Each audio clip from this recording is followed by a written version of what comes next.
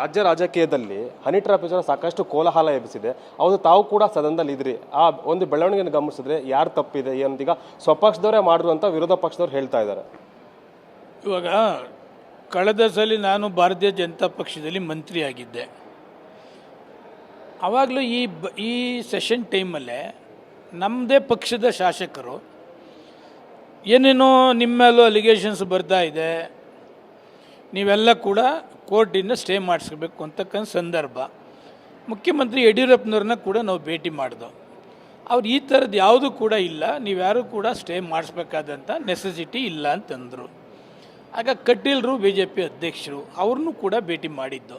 ಆದರೆ ಬಲವಂತವಾಗಿ ನಮ್ಮ ಜೊತೆಲಿದ್ದಂಥ ಒಬ್ಬ ಮಂತ್ರಿ ಇಲ್ಲ ನೀವು ಅಸೆಂಬ್ಲಿ ನಡೀತಾ ಇದೆ, CD ನಾಳೆ ಬಿಡುಗಡೆ ಮಾಡಿಬಿಡ್ತಾರೆ ವಿರೋಧ ಪಕ್ಷದವರು, ಗೌರ್ಮೆಂಟಿಗೆ ಇರಿಟೇಟ್ ಮಾಡ್ತಕ್ಕಂಥ, ಯಾಕೆ ನೀವೆಲ್ಲ ಕೂಡ ಕಾಂಗ್ರೆಸ್ಸಿಂದ ಬಿ ಜೆ ಪಿಗೆ ಬಂದಂಥವರು, ನಿಮಗೆಲ್ಲನೂ ಕೂಡ ಅಪಮಾನ ಮಾಡಬೇಕು ಅಂತಕ್ಕಂಥ ಸ್ಕೀಮ್ ಹಾಕಿದ್ದಾರೆ, ಮಾಡಬೇಕು ಅಂತಕ್ಕಂಥದ್ದನ್ನು ಕೂಡ ಅವರೇ ಪ್ರೇರೇಪಣೆ ಮಾಡಿದ್ರು. ಯಾರೂ ಕೂಡ ಆ ಥರದವರು ಇಲ್ಲ ಅಂತ ಹೇಳಿದ್ರೂ ಕೂಡ ಇನ್ನೇ ಅಸೆಂಬ್ಲಿ ನಡೆಯುವಾಗ ಸರ್ಕಾರಕ್ಕೆ ಇರ್ಸು ಮುರ್ಸು ಆಗಬಾರ್ದು ಅಂತಕ್ಕಂಥದ್ದು ತಂದು ಅಲ್ವಾ.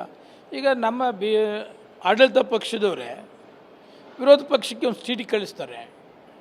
ಚೀಟಿ ಕಳಿಸಿದ ಅದಕ್ಕೆ ಪಕ್ಷಕ್ಕೆ ಮುಜುಗರ ಮಾಡ್ತಕ್ಕಂಥದ್ದು. ಅದಕ್ಕೆ ಅಕಸ್ಮಾತ್ ಪಕ್ಷಕ್ಕೆ ಮುಜುಗರ ಆದರೆ ಬೇಕಾದಷ್ಟು ರೂಟ್ಸ್ ಇದೆ, ಲೋಕಾಯುಕ್ತಕ್ಕಿದೆ, ಪೊಲೀಸ್ ಸ್ಟೇಷನ್ ಕಂಪ್ಲೇಂಟ್ ಇದೆ, ಈ ಥರ ಕೊಟ್ಟು ಬಗೆಹರಿಸ್ಕೋಬೇಕೇ ವಿನ ಶಾಸಕರ ಮೇಲೆ ಎಲ್ಲವನ್ನು ಕೂಡ ಈ ಥರ ನೋಡ್ತಕ್ಕಂಥದ್ದಕ್ಕೆ ಯಾರೂ ಕೂಡ ಮಾಡಬಾರ್ದು ಅಲ್ವಾ. ಅಕಸ್ಮಾತ್ ಹಂಗಾದರೆ ಲೋಕಾಯುಕ್ತಕ್ಕಿದೆ, ಫೈಲ್ ಮಾಡಲಿ, ಪೊಲೀಸ್ ಹೋಮ್ ಮಿನಿಸ್ಟ್ರೇ ಅಸೆಂಬ್ಲಿಲಿ ಹೇಳಿದ್ದಾರೆ, ಕಂಪ್ಲೇಂಟ್ ಕೊಡಲಿ, ಉನ್ನತ ಮಟ್ಟ ತನಿಖೆ ಮಾಡ್ತೀವಿ ಅಂತೇಳಿ ಕಂಪ್ಲೇಂಟ್ ತಗೊಂಡು ಉನ್ನತ ಮಟ್ಟ ತನಿಖೆ ಆಗಲಿ.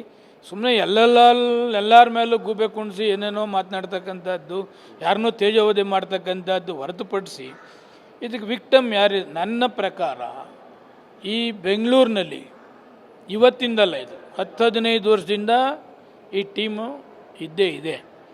ಬ್ಲ್ಯಾಕ್ ಮೇಲ್ ಮಾಡ್ತಕ್ಕಂಥದ್ದು, ವಸೂಲಿ ಮಾಡ್ತಕ್ಕಂಥದ್ದು, ಈ ಥರ ಅವತ್ತಿಂದನೂ ಕೂಡ ನಾವು ಕೇಳ್ಕೊಂಡು ಬರ್ತಾನೆ ಇದ್ದೀವಿ.